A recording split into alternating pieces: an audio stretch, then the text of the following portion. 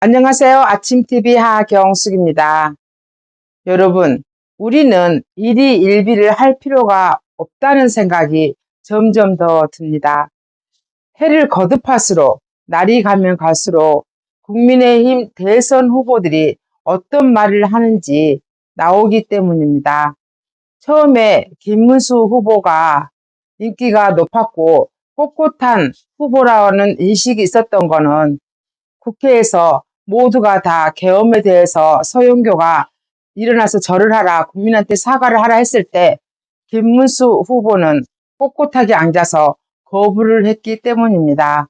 근데 김문수 후보가 경기도지사 2번이나 했고 국회의원을 3번을 했다고 하는데 어떻게 저렇게 정치력이 부족하지? 어떻게 국민의 마음을 잘 모르지? 이런 생각이 들었던 거는 김현정의 뉴스쇼가 좌파라는 거는 많은 사람들은 압니다. 근데 왜 처음부터 거기를 갔냐 그겁니다.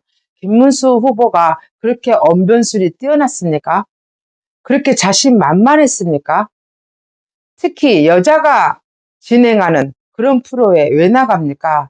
그러면서 낚싯밥에 걸리듯이 딱 걸려서 숨을 못 쉬게 돼버렸습니다. 결국은 계엄은 잘못됐고 탄핵도 당연했다 이렇게 기결이 돼버렸습니다. 그것에 대해서 자유우파의 많은 국민들은 실망을 하기 시작했습니다. 그러면서 지지율이 절반 뚝 이렇게 돼버렸죠. 그 다음에 저는 김문수 후보한테 내심 아쉬운 게 김문수 후보가 노동자 출신이란 거, 주사파 출신이란 거 누구나 다 압니다. 박정희 정권 때 감옥에 왔다 갔다 했다는 거 누구나 다 압니다. 그러면은 김문수 후보는 이승만 대통령과 박정희 대통령을 먼저 찾아갔어야 됩니다. 전태일이 아니라. 우리나라 많은 국민들은 노동자라 하면은 진절머리를 냅니다. 치를 떱니다. 왜냐고요? 선의의 피해자 노동자는 있습니다. 많이 있습니다. 정교조, 민노총 그런 인간들 때문에 우리나라 대다수의 국민들은 듣기도 싫어하고 꼴도 보기 싫어합니다. 근데 왜 하필이면 전태일을 찾아갔냐 그겁니다. 왜 누구를 위해서 뭐 때문에 전태일을 찾아갔습니까? 김문수 후보는 굳이 자신이 노동자 출신이라는 것을 주장하지 않아도 서민이란 걸 주장하지 않아도 대다수의 국민들은 김문수 후보가 노동자 출신이란 것도 서민이란 것도 다 압니다. 근데 굳이 왜 그렇게 찾아갔을까요? 그게 패착이다 그겁니다.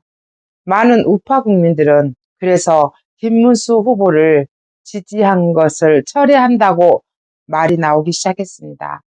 홍준표도 마찬가지입니다. 그들이 실패한 거는 뭡니까? 지금 우파 국민들이 제일 싫어한 거는 배신자입니다. 근데 그들은 배신자도 끌어안겠다고 지금 나서고 있습니다. 지금은 빅텐트를 칠 때가 아닙니다.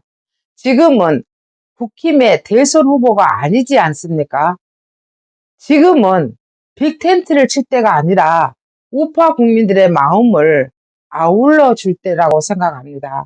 근데 또 거기다가 꼽사리를 또 낀 사람이 안철수입니다. 안철수는 왜 국회의원 선거 때도 대선 후보 때도 꼭 나올까? 많은 사람들은 그렇게 말합니다. 안철수가 특별히 나올 일도 없고 별로 없답니다. 안랩도 뭐 정치를 그렇게 왔다 갔다 하는 것도 아니라고 하더라고요. 근데 딱 하나. 선거철만 되면 안철수가 국회의원이든 대통령이든 되니까 주식이 엄청 뛴답니다. 그거 하나 보고 나옵니까?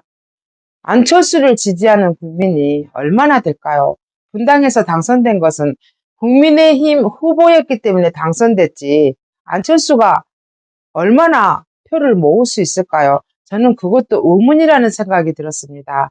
그런데 윤석열 대통령이 윤어게인이 우리한테 무슨 메시지를 보냈습니까?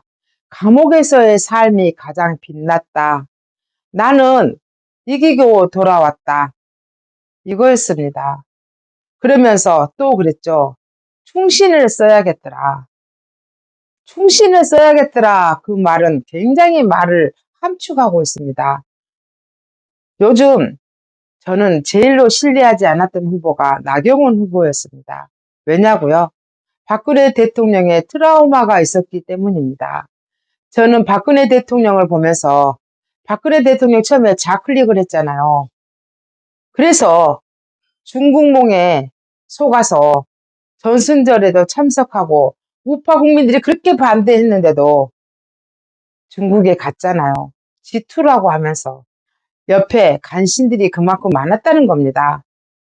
박근혜 대통령을 보면서 여자의 적은 여자다. 여자는 안 되는구나. 저는 그런 생각도 했습니다. 그래서 항상 나경원 후보는 뒤로 제껴두었습니다. 근데 어제부터 나경원 후보가 행보가 심상치 않습니다. 오전에는 이 화장을 방문했습니다. 그런데 또 하나 충격적인 것은 남자 후보 누구도 말하지 못했던 서울대의 시진핑 기념관을 폐쇄하라. 와, 깜짝 놀랐습니다. 저는 공자학원을 통해서 중국이 대학에 얼마나 많은 돈을 퍼들였는지, 중국이 공자학원을 통해서 대학마다 얼마나 많은 공산당인 자녀들을 대학에 퍼붓고 있는지 말씀드리고 있었습니다. 근데 시진핑의 기념관을 서울대에서 폐쇄하란 말을 나경원 후보가 하는 겁니다. 깜짝 놀랐습니다. 또 하나, 드럼통에 들어갈지언정 뛰어들겠다고 하더라고요. 처음에 드럼통이 뭐지? 했습니다. 그냥 드럼통이라 하길래 기름이 활활 타오르는 그런 드럼통인 줄 알았거든요. 근데 2030들 사이에서 이재명을 드럼통이라고 한답니다. 이제 우리가 찌재명, 이죄명 이런 말을 할 필요가 더 이상 없어졌습니다. 드럼통이랍니다. 드럼통에 뛰어들지언정 하겠다고 하는 그 울부짖음을 보면서 그래도 여자가 용감하구나. 남자 후보들이 말 못하고 쓸데없이 지금부터 빅텐트 운운하는 그런 후보들보다 나경원 후보가 빛난다. 저는 이런 생각이 들었습니다. 하지만 저도 결정은 하지 않겠습니다. 후보들이 어떤 행보를 하는지 우리 모두 지켜보고 결정을 해도 늦지 않다. 저는 그런 생각이 듭니다. 조금씩 마음에 드는 후보가 생긴다는 것은 그동안 힘들었던 마음의 위로가 되고 있다는 거 위안을 삼고 싶습니다. 지금까지 진실을 알려드리는 아침TV 하경숙이었습니다.